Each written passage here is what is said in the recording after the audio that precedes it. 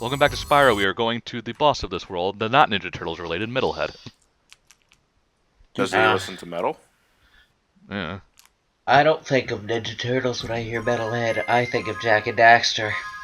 I just think of a Was there an enemy named stereotypical metalhead, you know.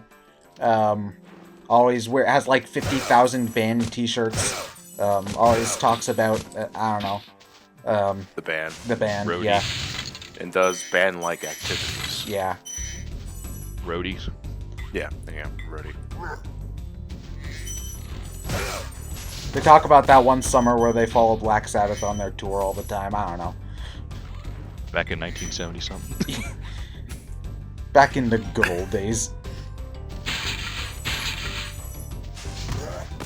So without actually getting this far, I can only assume Metalhead is he's like wearing a knight's head or something like that. Or He's a big robot. He's a robot. Wait, what? Totally non-related to Metalhead and Ninja Turtles in any way. Okay, wait, but hold on. We've been going with a pretty straightforward fantasy theme up until this point, and then suddenly robots? What? We had a sheep on stilts earlier. Yeah, but that's goofy and cartoony. Yeah, but Were the medieval times known for having sheep on stilts? yeah, but for a cartoony sheep's on stilt, a cartoony sheep on a cartoony stilt, and a cartooniness. Is Why fun. can't a cartoon fantasy world have a robot? Because it's it just Adventure Time can it's have not game- realistic. Adventure God Time damn just it. doesn't. Adventure Time has Game Boys. Adventure Time has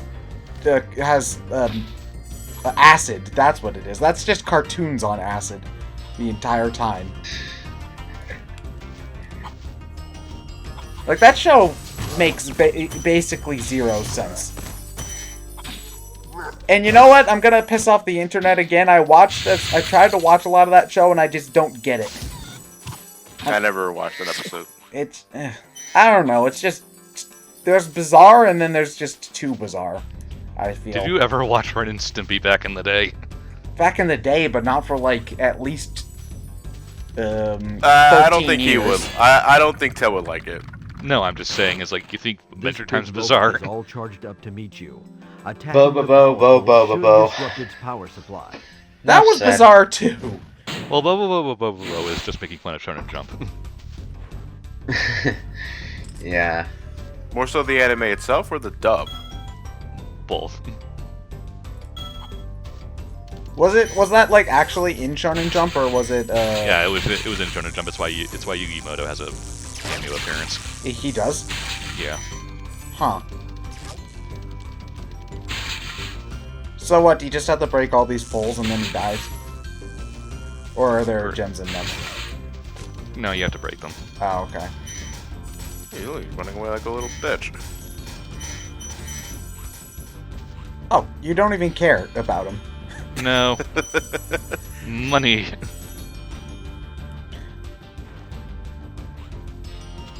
Okay.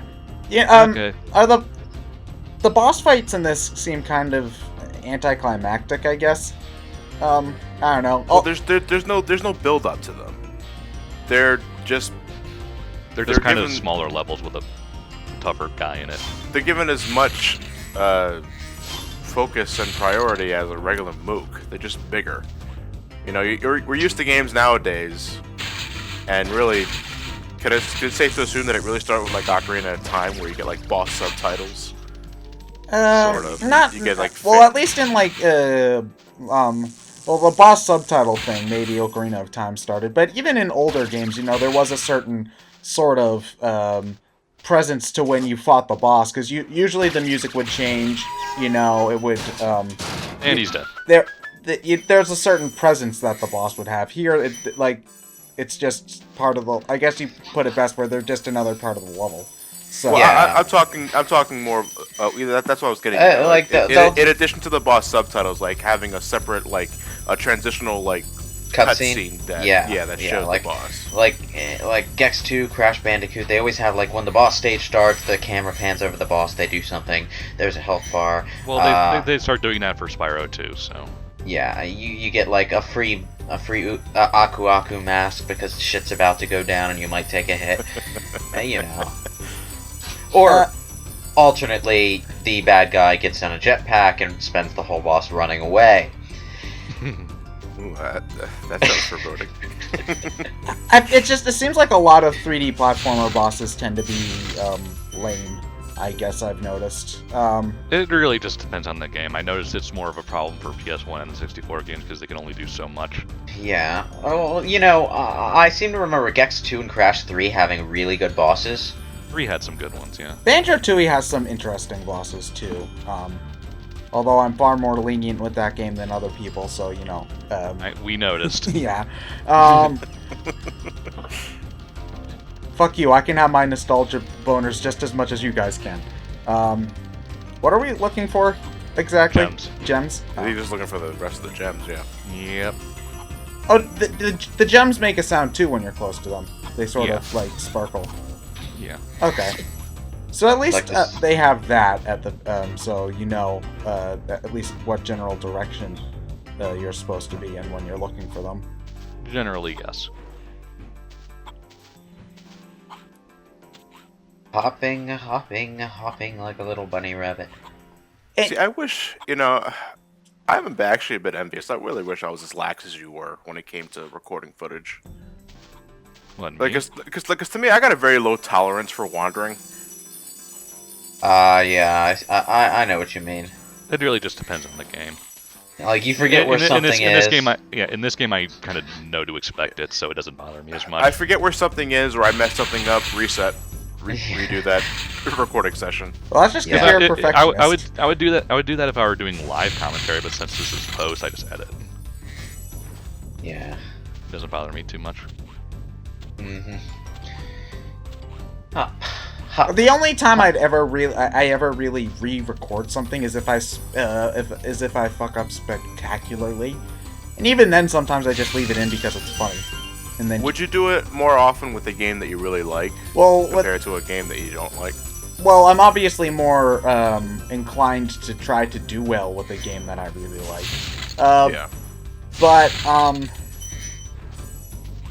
I guess it would just depend on the individual fuck up. Because if it's something very funny, I'll just leave it in and then cut right back to where I was before and, you know, doing a good playthrough. Like, I'm trying to think of a game I did, of an example of when I already did that in the no, not Paper Mario, not really. That wasn't really, I didn't really mess up too much to have to edit stuff out there. I did a lot of resets for Shantae, actually, when it came to dungeon crawling. Getting all the warp squids and... Oh, Mighty Switch Force 2. I died a lot in that one, and I just cut out all... Since none of them were particularly interesting, I just cut out all of the failed attempts. Makes sense. Gotta go fast. Faster, faster, faster, faster, faster. My head. So you have to beat the boss in every world before you can go on to the next one? Yes, but the bosses are pretty easy. The boss has been dead for like the last 3 minutes. Yeah. Is that it? Survey said... I don't know. That wasn't enough. Nope. Uh, Don't worry, I know where they are. $497 US. They're right here. Got this really tricky jump. This is the jump that you just gave up on. turn the camera everywhere. Yeah. This is stupid. And if you try jumping over the sparkles, they'll lift you right back up onto the platform, won't they? Yep.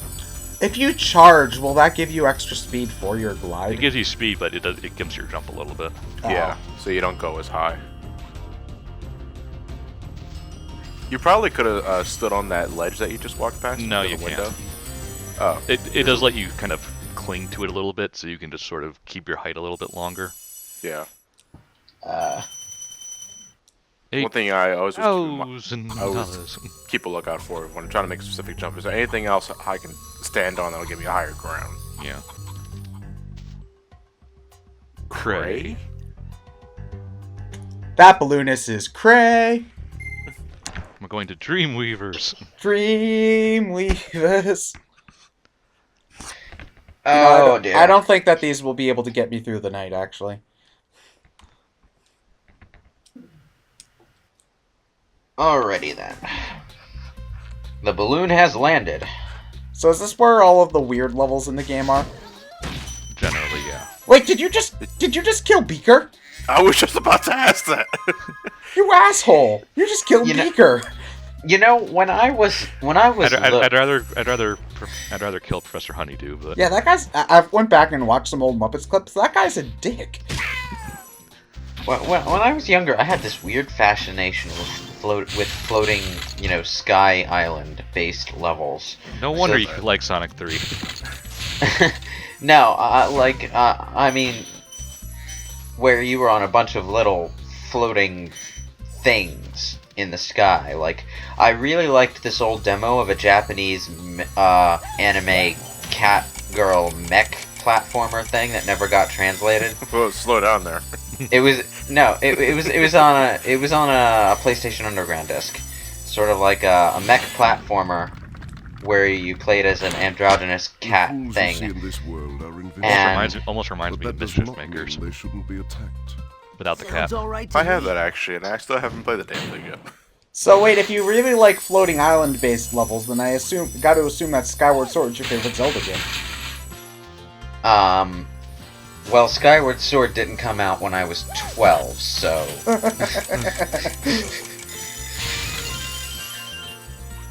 it's not a preference I still have.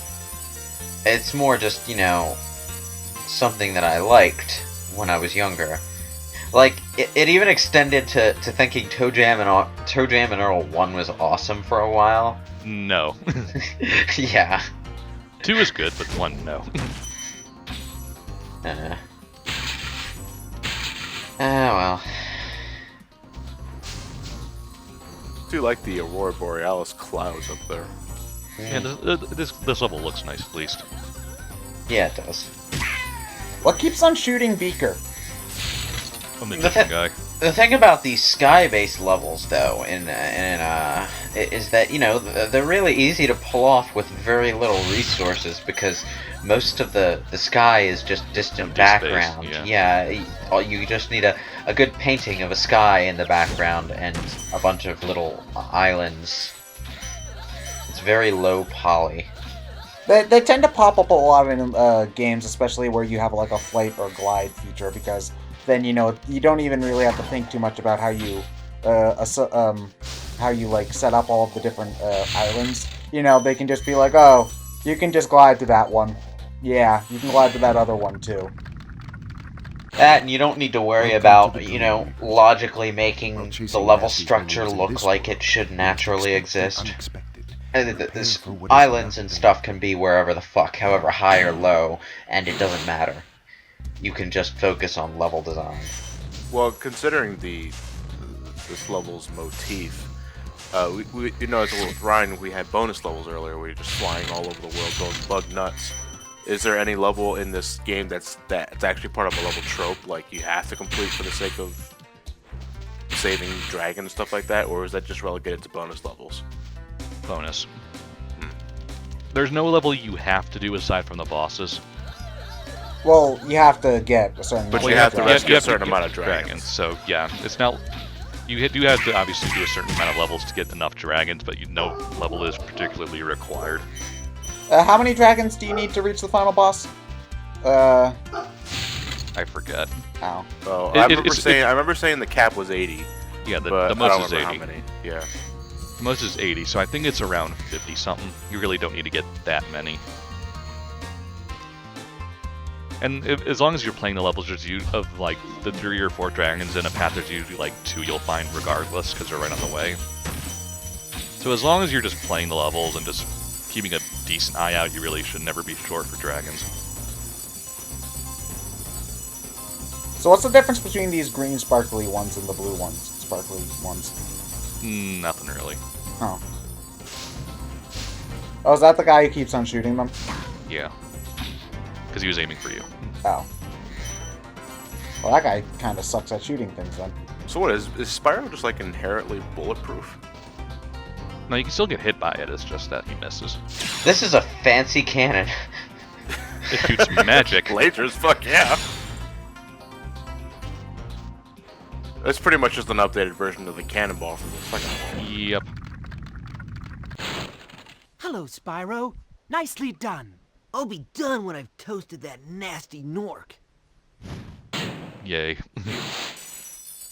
They don't have much to say at this point in the game.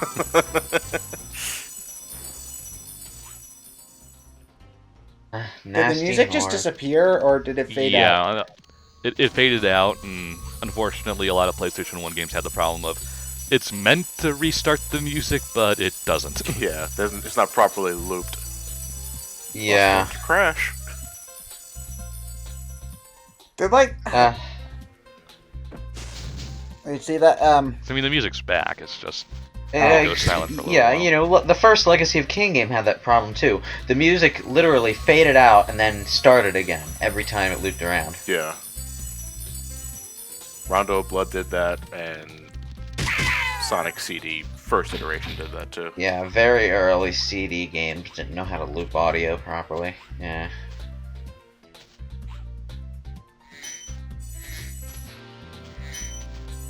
Oh, you still have stuff to... Yep. How many gems were in this level? Probably 300. Probably. Considering how long we've been in the level already, and we're only at 240, I think it's safe to say 300, yeah. Why does it seem that in every single game like this, there's always one level where the designers just go nuts and then make whatever? Because from what I've seen, you know, like enemies beaker that turns into a clock. You know, it seems to be that this seems to be that level for this game. You know, Is there any particular reason why it transforms to a clock? Nah. Well, they do affect the environment. Like, once you hit them, they'll, like, raise or lower a platform or something. So they're moving switches. Yeah. Oh, okay. Huh. You're only in the hub world. Jump cut. Yep. Oh, they're right there. Oh. How much longer were you meandering about before you found those? I think it was just a few minutes. Hmm. The level's not that big.